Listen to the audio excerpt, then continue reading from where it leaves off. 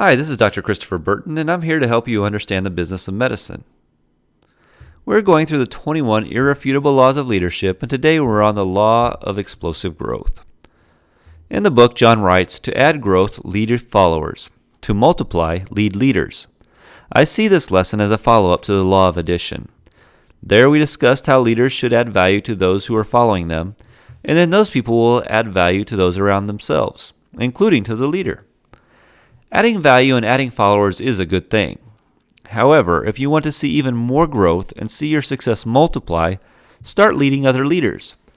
The concept is simple. Adding a follower adds one to the team, whereas adding a leader adds all their followers as well. It's a multiplication effect. Let's look at a hospital's leadership team. A charge nurse on the floor has a handful of followers. A nurse manager may oversee a handful of charge nurses. Then there is someone who oversees all of nursing. Though the titles change from institution to institution, it's pretty much consistent throughout. That person then may report to a vice president of a department or division, who then reports to the CEO.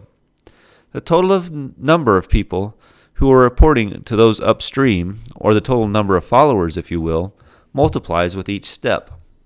Therefore, the decisions at each subsequent level impacts more and more followers.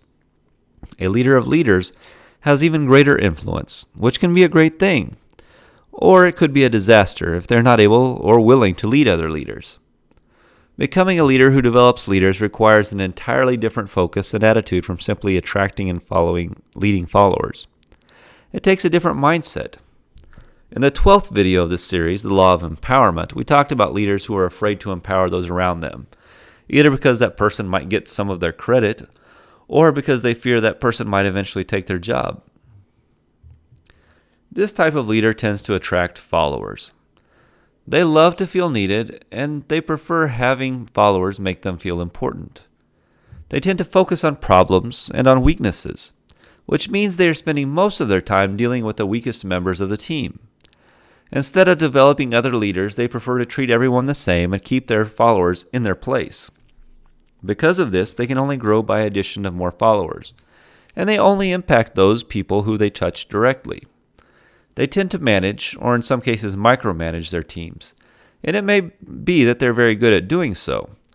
However, their leadership and the effectiveness of their team will be limited. After all, that's what we learned in the very first lesson on the law of the lid. A team or an organization's growth is ultimately limited by a leader's ability to lead effectively. But since you've made it this far, I'm betting you have bigger goals than to just manage people.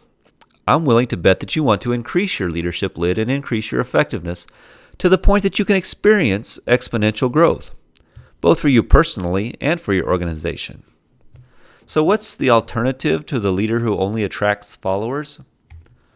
It's the leader who attracts and develops other leaders. They want to develop their future successors because they understand that when they move up or move on, they need to leave behind their own strong leaders to fill their shoes. They have a desire to equip and empower those who will come after them instead of feeling threatened by those leaders. Instead of focusing on problems, they focus on strengths. As a result, they invest their time in developing the top members of the team, those who will help the organization achieve exponential growth through multiplying their efforts. They impact people beyond their reach because the people who invested in them or that they invested in will turn around and invest in their own teams, investing time to equip and empower even more individuals down the way. I don't know about you, but this is the type of leader I want to become. That's why I'm here today sharing with you ways to improve your leadership. My goal is to help you and many other fellow physicians become better leaders so that you can all lead your teams more effectively. Sure, I could have just taken the information I've learned over the years and used it to improve my practice, but my vision is bigger. I want to see the medical profession thrive, where good doctors are able to take care of their patients and enjoy their careers without stressing over the business side of medicine or suffering burnout.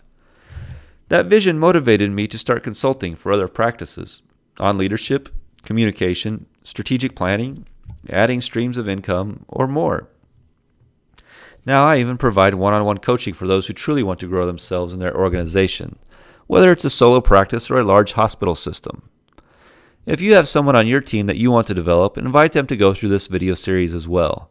Start investing in your best people and equipping them with the tools to multiply your influence so you can experience the exponential growth that will follow. In our next video, we'll wrap up the 21 irrefutable laws of leadership with the law of legacy, where we will discuss how to implement all that we have learned so far and create lasting value. Until then, here's to your exponential growth.